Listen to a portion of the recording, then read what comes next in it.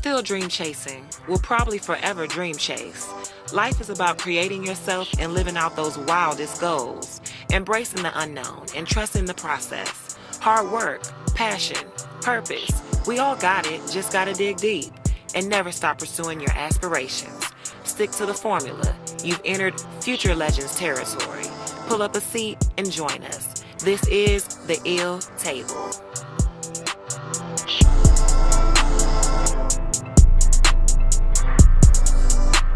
My name is Marian, Mereba, and I'm a singer-songwriter, and I'm sitting here today at the Ill Table, and it's pretty ill. Thank you for having me. Of course. Marian Mereba, Ethiopian queen, Philly native, Atlanta lover. That mystical energy transfer you feel once meeting her is real.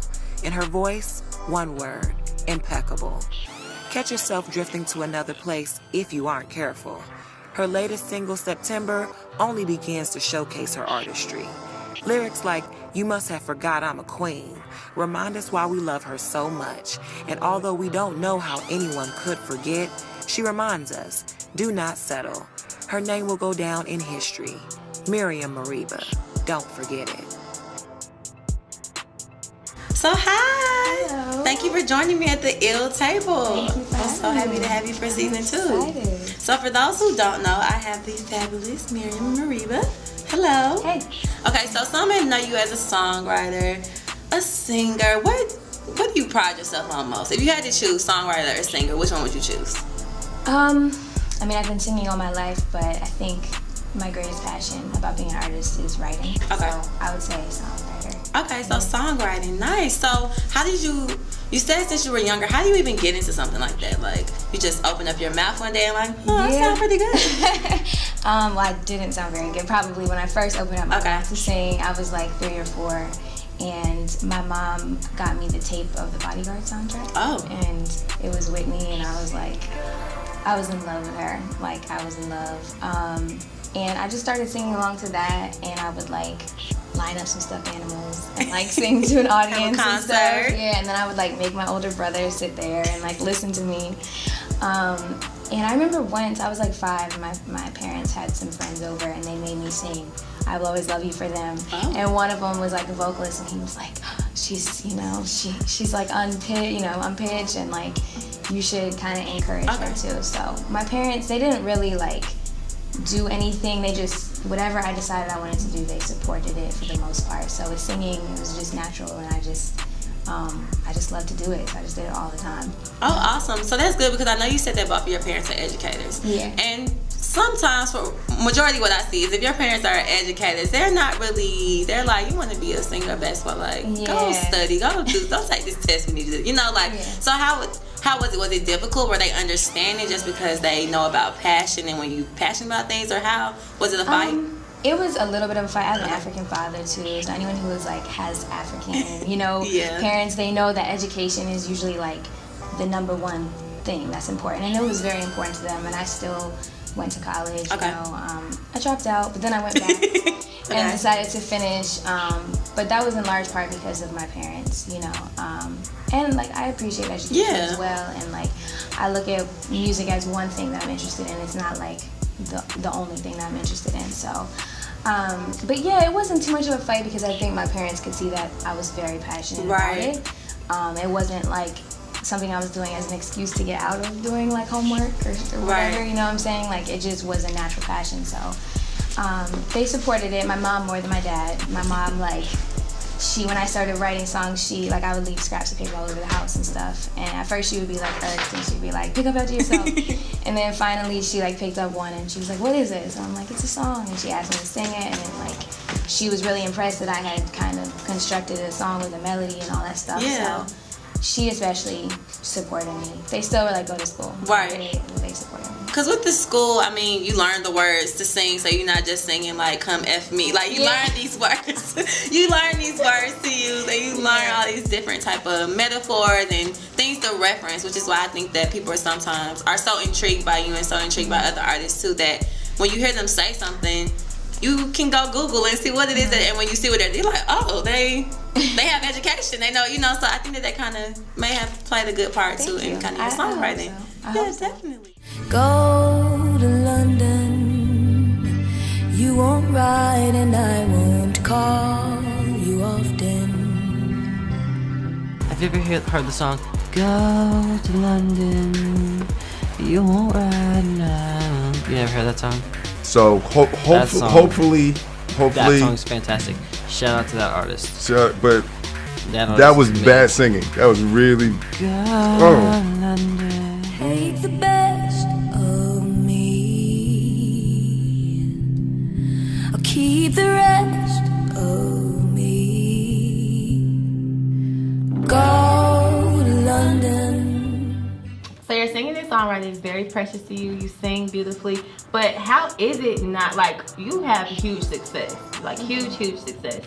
But what is, like, I don't even want to put my girl, because this is my girl, Beyonce, but I don't want to put, but her sexiness is not, you can't hide it. Like, she's very much throwing it out there.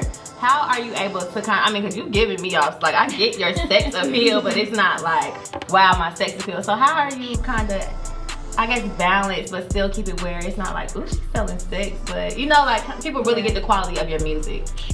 Well, I think, first of all, it kind of has to do with maybe the style of music that I make. Okay. I think, I play guitar and I'm a songwriter, and my songs are like somewhat, deep. It might be a little bit crazy if I was out in a leotard, like dropping it, singing about what I sing about. But actually, to connect with what you guys were talking about, I also teach music to kids as well.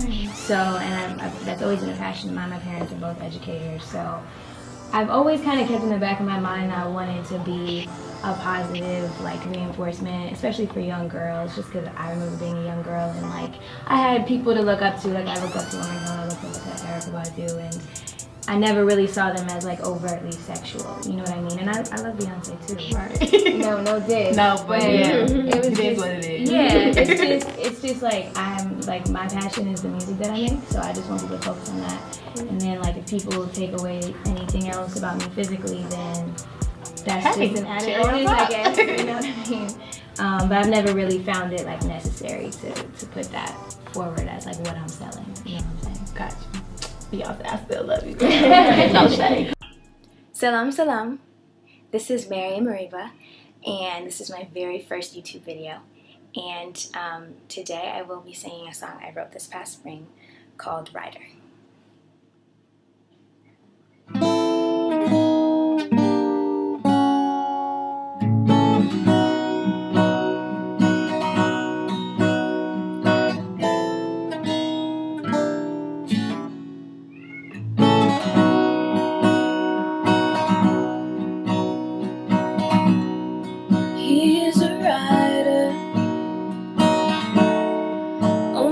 Catch him while he's sleeping. He's a provider. I wanna make sure his baby's eating, not a woman. Okay, so I remember looking and I said Marian Mereba in Paris, in France, and I'm like, okay, Yeah. 3 snaps. Thanks. So how does that feel? What does that feel? What does that feel like to sing in one of the most prestigious countries or cities that you hear about, and you're singing? You're like headlining your own show and doing. How does that feel? Oh, I wasn't headlining. Okay. I was opening for Okay. an artist named Cody Chestnut. Okay. And he's super dope, eclectic guitar player, amazing artist.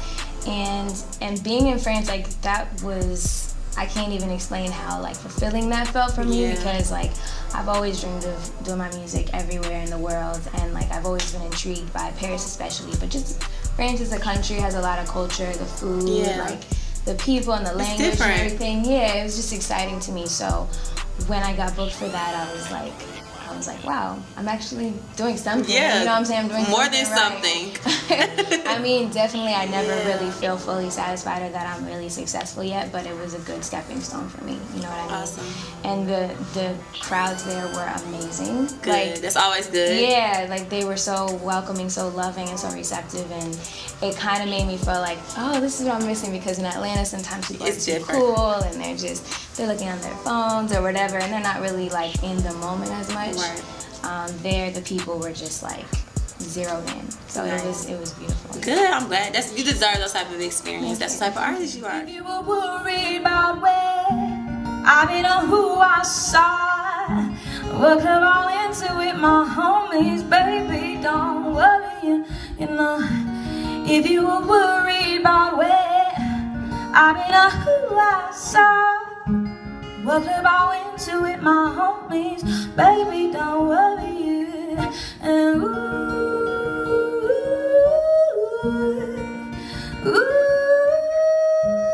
Okay, so we said all of that. So with all these new life things happening, the music, what is next for the music? What can we expect next? Well, I'm releasing a project soon. Okay. It's an album, and it's for sale. Okay. For sale by money.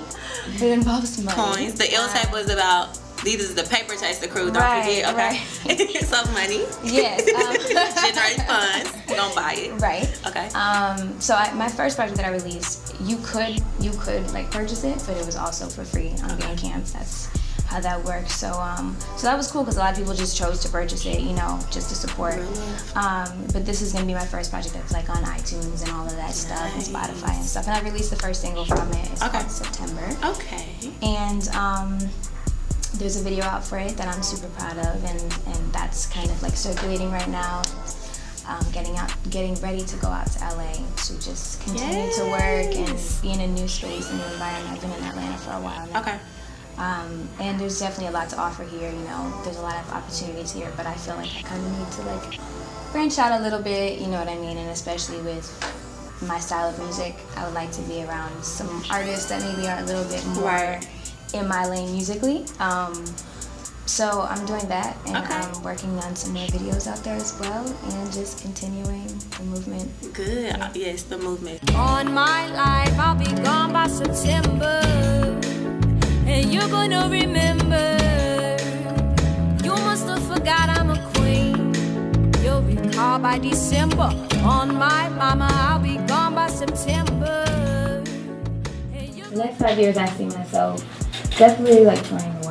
That's always been what I've wanted to do. It kind of mixes together two of my favorite things, like traveling and spreading my music. And I mean, maybe a Grammy would be nice. It's not, but I mean, whether or not it happens, it's still, you know, as long as I'm spreading my music to people and I'm just bringing people together. Like, I look at my purpose as just bringing all different walks of life together, because I performed for like the all-white folk audiences, I performed for the reggae world audiences, I performed at the rap shows, the hip-hop shows, and like it's always the same response. So I just feel like my purpose is to bring all different types of people together. And I think if I'm doing that through music, then that's beautiful. If I'm doing that through other things as well, then that's beautiful as well. So.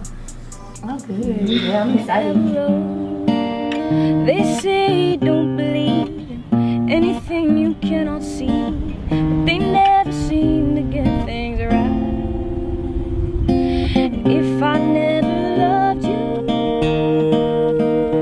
my heart would beat in the same old time. It would not be right if we had you come here and not bless the world. God, You knew this was gonna happen. You knew it. God. You knew this was gonna happen. You knew this was gonna happen. But all I want you to do is sing the ill table. That's all I need. So you can look at the camera. At some point, I need you to sing the ill table, but you have to tell the people who you are, what you're here for, where they can follow you, and all that good stuff, and then you're going to sing the ill table. So, yes, I'm ready. Okay. I'm Marian, and I'm an artist and a songwriter. And you can find me on the internet. Google me. You can Google me. I can't vouch for everything you might find, but you can Google me. Twitter, Instagram, at Marian. Yeah, it's all me at Marian. Twitter, Instagram, Facebook, SoundCloud, Bandcamp. Don't try to add all that on and stop from singing the ill table. Because I'm trying to think of the melody, I'm like, so I'm not like really like the whole run thing. It's not really my I just want a little song. Okay, and you are watching. Oh, no way. But you can find my music on the internet. Okay. Yes, you have to go. That's not how she sounds. You have to go download, search, look. Marian Mereba. She's gonna be in. If you're in New York, if you're in LA, hook her up. Look her up. If you're in Atlanta, we can find her everywhere. She is going to be around. She's not going anywhere. So thank you. Thank you.